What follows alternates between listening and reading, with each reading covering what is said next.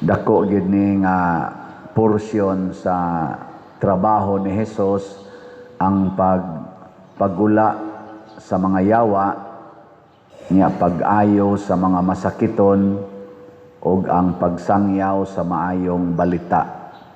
Niya mao ni ang iyang gitawag og sugo niya, misyon sa iyang pagpakatao sa kalibutan. Niya iya ning gipasa ngadto sa iyang mga disipulo, labi na gid sa iyang mga apostoles ug kanatong tanan nga gibunyagan. Magpagawas tag mga yawa, niya mag-ayo tag masakiton, niya magsangyaw sa maayong balita. Lingiyay mong tupad ing nakatuman ka ani? Nakatuman? Basin baya, imbis mo pagawag yawa, ni padaghan tag yawa. Imbis nga maayo nato ang masakiton, ni samot na noon ang sakit. O imbis isangyaw ang maayong balita, ang daotang balita na noon mo yung nasangyaw, libak na to the max. Kumusta marong ato mga government leaders? Kinsa Manila ang duol-duol nga nakatuman aning misyon nga magpagawas og mga yawa, mag-ayo og mga masakiton, nya magsangyaw sa maayong balita ang kampo ni Marcos, ni Duterte o sa mga Pinklawan. Kamo nalay kuan kanang analyze ana no? Kay nag-angat naman ang eleksyon, hisgot na ta karon kay na may daghang gahisgot na sad og eleksyon og impeachment. Di na ta mo repeat the same mistake. Ug unsa may atong mistake nga mo allow gid ta anang mga yawanon nga mga politicians. Ug unsa may timaan sa yawanong politicians, kana bang mahimo silang manggihatagon panahon sa kumpanya o sa eleksyon. Manggihatagon kay sila kusog, kay sila manghatag og kwarta basta panahon sa eleksyon. Bantayan gina nato kay inighuman anang eleksyon ug mudaog na sila mangawat nagdaghan kay kwarta. Mao na sila yung mga yawanon nya ato nang pagawason. Pagawason na natong mga yawa. Ug unsa may atong gamiton? Ang gigamit ni Hesus. Diri sa unang pagbasa, mausa niyang gibuhat sa Ginoo nato, usahay dili na lang kaayo maklaro kay matud pa diri sa atong unang pagbasa, niadtong higayuna dili na kaayo makita ang mga milagro, nya di na sa kay mabati ang Ginoo. Ambot ka karon basig ni samot no. Ana. Pero ang Ginoo di ay mosangpit gid nato. Muna si Samuel nga batan-on pa gisangpit sa Ginoo, Samuel. Ana. Unya ang sakto di ay response aron gyud mawa ang yawa kay kanis ang yawa kusog kung sa kay nimo sangpit nato. Mingom sa ni Siano ana. Gilingay mo tupad ing nakapila nakagisangpit si yawa, ina. Oy, kanang yawa, 24/7 magsigi nagsangpit nato. Ari sa huna-huna, ari sa atong mga makita. Kana dayang na mo agi dia mubo kay short. Siano, tanawa. Tanaw sagan. Wala nang yawa gud. Sangpit man na. Nabisag ka mo, tanawa, di ba? Inig-ana ni mo cellphone, ingnon dayon ka. Sabay nga ni mo, Cristel, tanawa. Nya maglagot sa ka, kay naglagot ka nang imong nakita, awa, nagiyawaan na ka. Ang Ginoo, ingon na, sad, musangpit sa na siya, Siano. Nya ang atong tubag di ay, sulti Ginoo kay mamati ang imong sulugoon. So ang una ginatong buhaton aron mawa ang yawa, ato gyong dawaton og puy-an nga kita sulugoon sa Ginoo. Sulugoon sa Ginoo. Nya kanunay gitang moingon iniganhi nato sa simbahan, ania ako Ginoo, mianhi ako aron pagtuman sa imong kabubuton. Ayaw simba din nga mianhi ako Ginoo aron magampo nimo, hinaut unta nga tumano nimo ang akong kabubuton. Ang Ginoo nanoy nabali na mingon kami anhi ako Ginoo aron pagpatuman sa akong kabubuton. Nya magsige pa jud kag mahais Ginoo, Ginoo nganong wa man nimo gihatag, Ginoo nganong wa nimo gihatag. Ayaw ingna mianhi ako Ginoo. Ikaw na ba kamo kuno, ready go. Ani ako Ginoo, mianhi ako aron pagtuman sa imong kabubuton. Nya nganong sakit man kini akong tuhod Lord. Nya moingon ang Ginoo, kay duol na ang katapusan. Hapit na kadi kalakaw. So dili na ka magsigingon Ginoo ayuha akong tuhod, ingna lang matuman ang imong kabubuton. Ana. Na sakto. Saman. Unsa maroy kabubuton sa Ginoo para nato para sa January 31. Uy, unsa man ang aslat inyong paliton? PSSPP. Sa atong Pit Senior seremonya sa pagsangyaw sa paglaom. Mao na siya ang atong misyon, isangyaw. Nya unsao man nato pagsangyaw sa mas gibuhat karon didto sa Basilika, sige silag nobina, daghan kaayong tao, sus tao, daghana murag mga Zoom tan-aw nato. Pila ra ka kabuk nila ang niingon ana kanang niduol diya sa Basilika ba. Pila ra ka kabuk ang niingon ania ako Ginoo, mianhi ako aron pagtuman sa imong kabubuton. No? Kasagaran gid ana gasige ingong Ginoo in taon ihatag, Ginoo ihatag, Ginoo ayuha ko, Ginoo usbaning batasan sa akong bana, Ginoo buwagan na unta niya iyang kabit, Ginoo muundang na untag suyop ning akong anak, Ginoo ihatag na unta ning bahin nako sa among kabahinanan nga giilog sa akong igsuong animal kay tanan. Ginoo tagaan na unta mig lugar aning among silingan nga gikural na manoning among agianan. Ginoo daghang kitag hangyo sa Ginoo pero minos kaayo ang pagingon Ginoo mianhi ako aron pagtuman sa imong kabubuton. Aron mo ingon dayon ta sulti Ginoo kay maminaw ang imong sulugoon. Kay kun wa ta ani nga maong disposition ang yawa mo'y kusog kayo mosulti nato.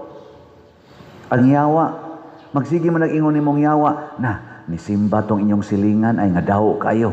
Tanawa ragod, nya magsige sa kag-ingon, Ginoo, kanus amo na nimo patya ng animal. Wana, sa imong pag-anhi din mura nakagiyawaan.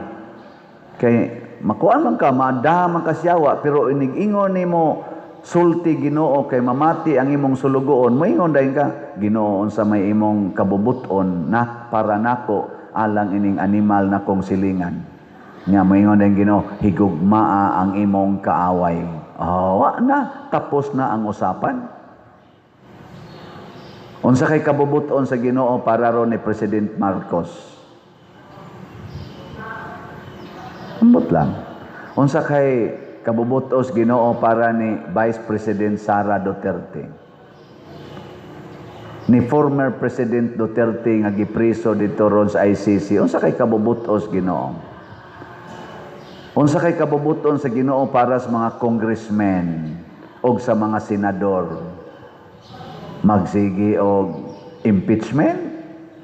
Gasto na sa tag billions para anang impeachment? Unsa kay kabubutos Ginoo para niining iyang gipakita nga dagko kaayong korupsyon sa flood control, sa PhilHealth, apil na sa uban natong mga sector, education, sa customs, sa LTO. Unsa kay kabubutos Ginoo diha? Tubaga. Unsa kay kabubuton sa Ginoo para sa simbahan?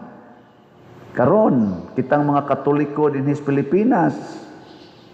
Unsa kay kabubuton sa Ginoo sa atong mga obispo, sa atong Santo Papa, nining pag-atubang sa krisis sa relasyon sa mga nasod, nga murag sigig yung hulga-hulga nga maggubat ang dagkong mga nasod. Ana, magsige lang tag kulikta,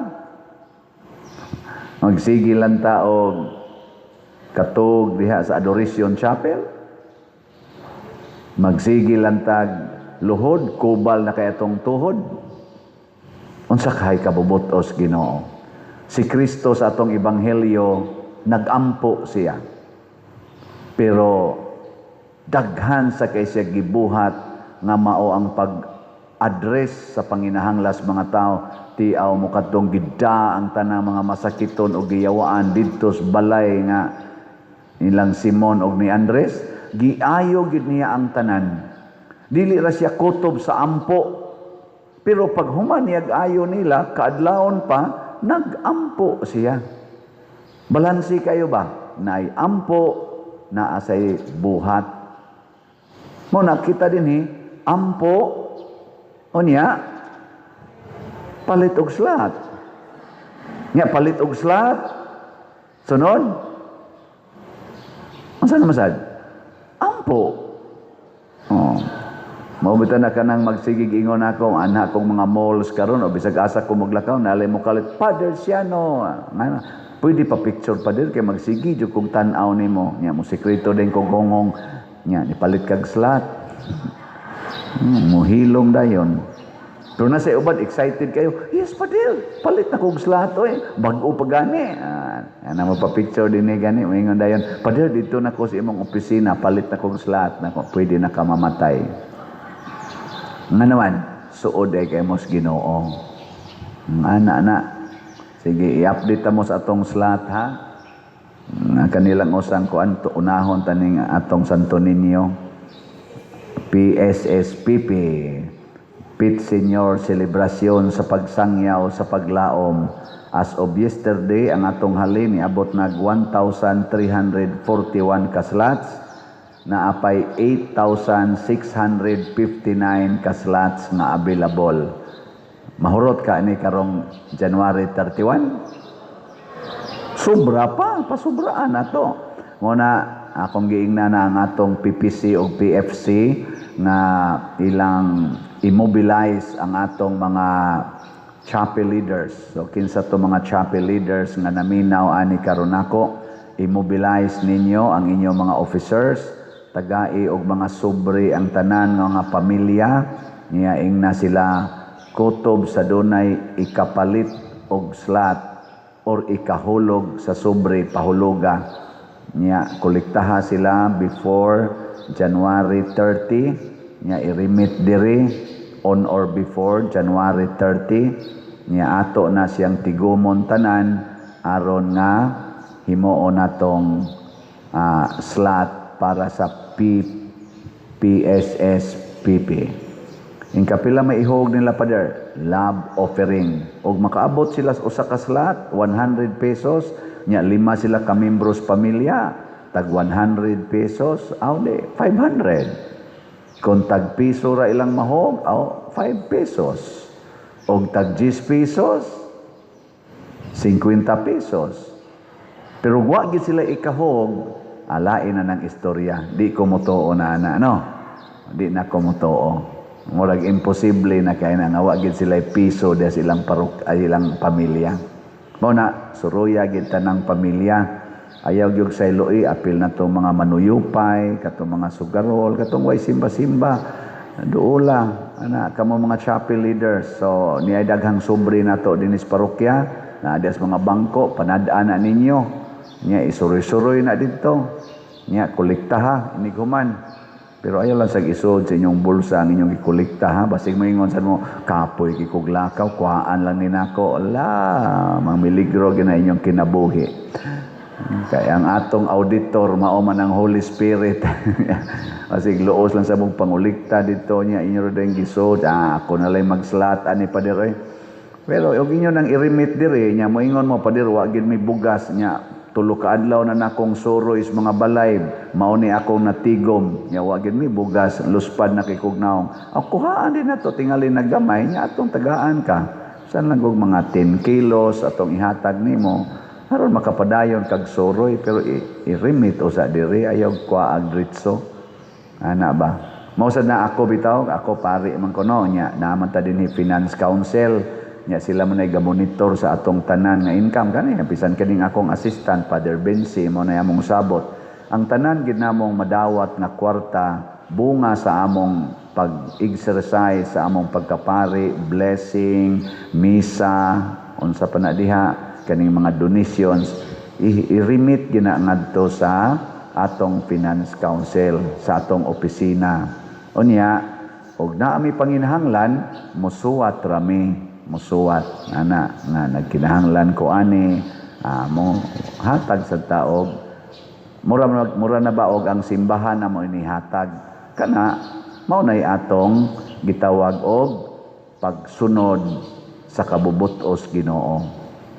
Muna mga igsuon, dako kayong problema karon sa atong nasod kay ang atong kadaghanan sa mga leaders labi na sa politika naningkamot nga ang ilang kabubuton maoy matuman. Karon ay sige na sa hisgot anang impeachment. Nako, pastilan pagkadako rabas gasto ani unya dako nakaitag utang nya dako kayo ang na-scam last year og sa niaging mga years trillions na og pesos ang nawa ghost project substandard projects nangawa nga mga kwarta katong gipamaligya nga gold katong Maharlika Fund nga pila sadto ka billions og pesos nawa na katong dihang gikuha sa PDIC nawa na sad nya karon pun-an pagid aning impeachment nga wa gyoy para nako wa gyoy kapuslanan aron mabawi kining mga nangabungkag nga balay. Pasalamat kita sa atong DPR nagsugod na tag trabaho na atay mga more or less mga 54 ka balay ang atong mabuhat. Pakpakan nato mga nanghatag ato yan ang isugod og report basta nanay mahuman nasugod na gid tag trabaho. Muna arang-arang panigjutay kay naatay agi kanang uban diha nga mo'y gitugyanan wa gi agi nya mag-impeachment na sad nya kibawt anang impeachment politika man gyud kay na hala hinatagay na sa kwarta para lang gyud ka mo pirmas impeachment din alang kataana no sugot pa mo ana katong impeachment ni aging tuig tag pila ka tuy gasto ato labing minus tingali naagit tos mga 100 billion siguro ang gasto ato ana nya maura ana sus dako kwartaha ihatag pala ng 1 billion din sa Santiago Compostela unsa kay inyong paminaw tagaan tag 1 billion atong dawaton dili